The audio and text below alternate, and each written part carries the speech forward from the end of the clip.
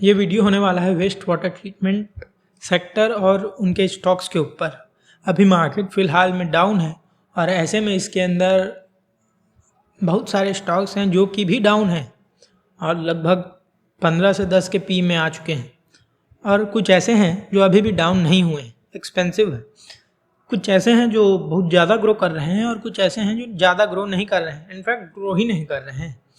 तो आज के इस वीडियो में हम इस सेक्टर का ही आउटलुक देखने वाले हैं कि इस सेक्टर में कौन कौन से स्टॉक्स हैं, कितना ग्रो कर रहे हैं और कौन कौन से इन्वेस्टेबल हैं और ट्रैकेबल हैं।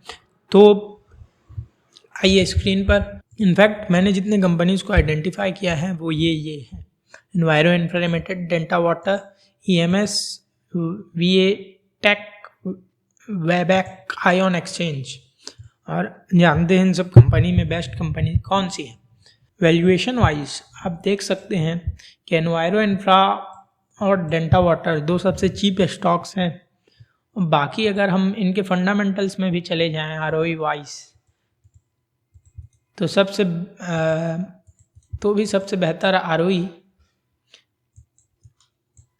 एनवायरो इंफ्रा का ही है, और इसका मतलब ये कि इसका मैनेजमेंट सबसे बेहतर है, जो सबसे बेहतर तरीके से बिजनेस कर पा रहा है। उसके बाद अगर हम इनके पास्ट ग्रोथ में भी चले जाएं तो उसमें भी सबसे बेहतर एनवायरो इंफ्रा का ही है। पहले डेल्टा वाटर का हुआ करता था, मगर कुछ हुआ जिसकी वजह से अभी ग्रो नहीं कर रहे हैं, और आगे मैनेजमेंट का कुछ गाइडेंस है जिस पर हम बात करते हैं। और उसके अकॉर्डिंग या तो डेल्टा वाटर या तो एनवायरो इंफ्रा, यही दो चीज़ें हैं। बाकी ये सब EMS, वाबैक, आयन, ये सब का हालत उतना अच्छा नहीं है। अब यहाँ से सेक्टर का आउटलुक अगर हम मान कर चलें तो सेक्टर 12% कैगर से ग्रो करने वाला है 10 सालों के लिए।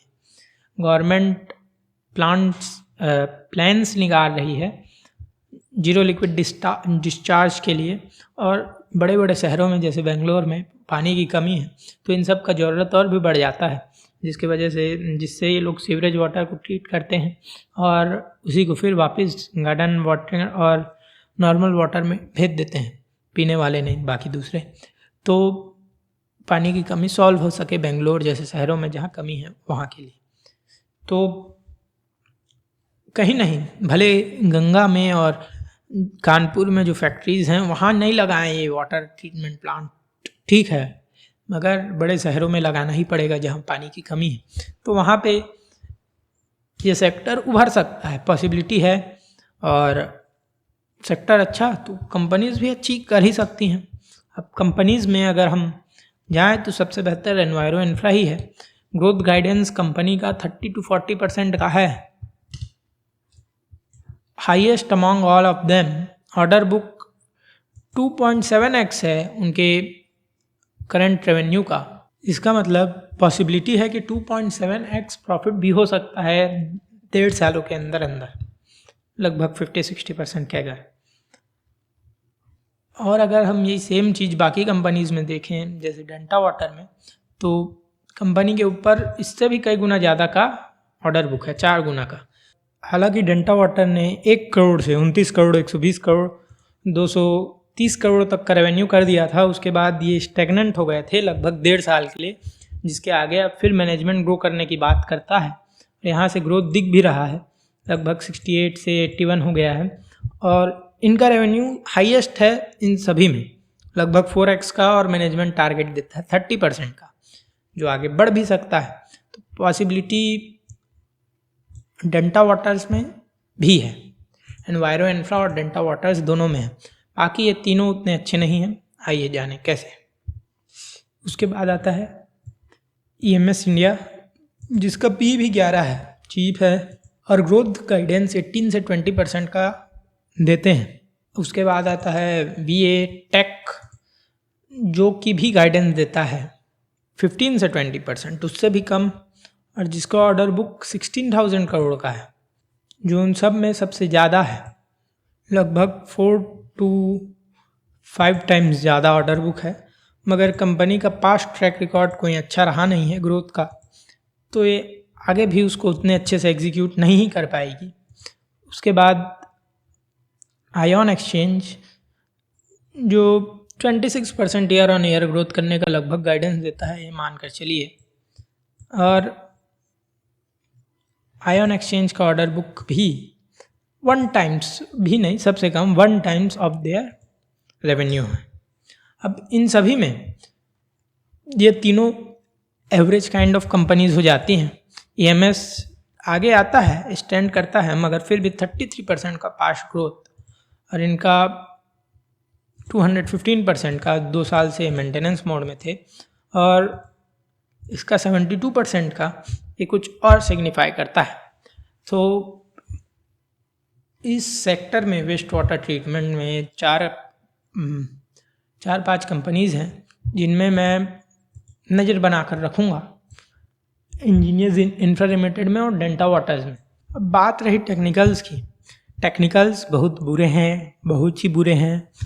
अगर आप इसका पी का चार्ट देखें तो मार्केट का भी इसको 48 का पी भी दिया करता था, आज ये 14 के पी में है, उसके बावजूद ब्रेक डाउन है।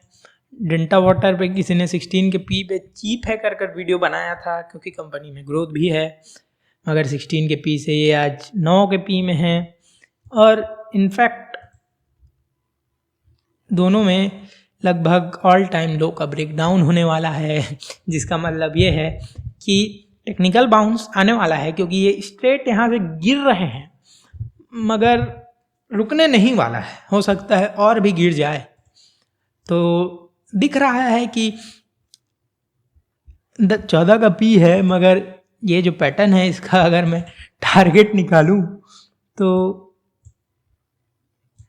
बड़ा भारी टारगेट आता है यहाँ से 40% और, जिसका मतलब लगभग 10 का पी, 10-9 का पी ये भी आ सकता है एनवायरो इंफ्रा, और ये 10 के पी से भी चीप, जिसमें और भी बड़ा यू पैटर्न है जो यहाँ पे आके ऐसे कंप्लीट होगा, एक बाउंस बैक आएगा और इसके बाद अगर इसमें ब्रेक डाउन हुआ तो 6-5 का पी भी देख सकता है बियर मार्केट में। ऐसे भी 10 का 12 का पी देखता था, इसने तो 42 का पी देखा भी नहीं था, क्योंकि लोग जानते नहीं हैं, इसको जानते थे तो इसने 42 का पी देख लिया।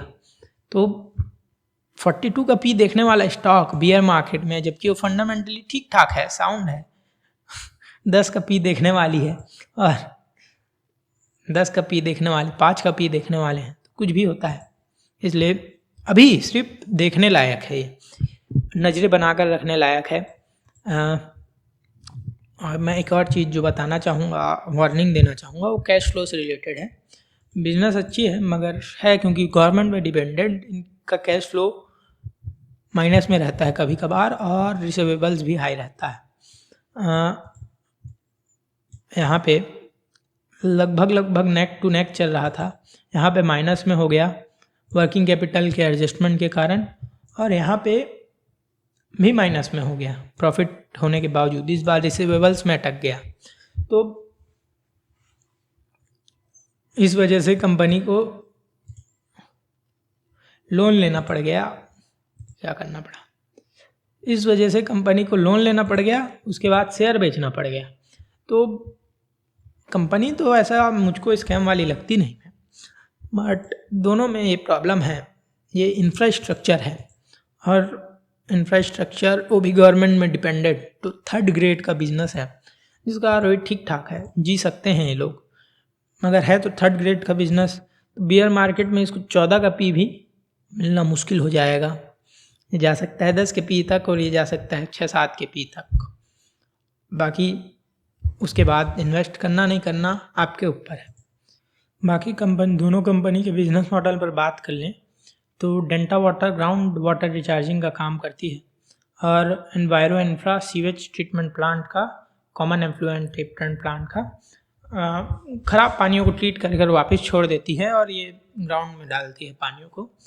Business model wise delta asset light है और एनवायरो नॉन एसेट लाइट है, हैवी है, मगर एनवायरो का फ्यूचर ज़्यादा बड़ा है, ज़्यादा टैम है, टोटल एड्रेसेबल मार्केट है, और डेल्टा का नहीं है।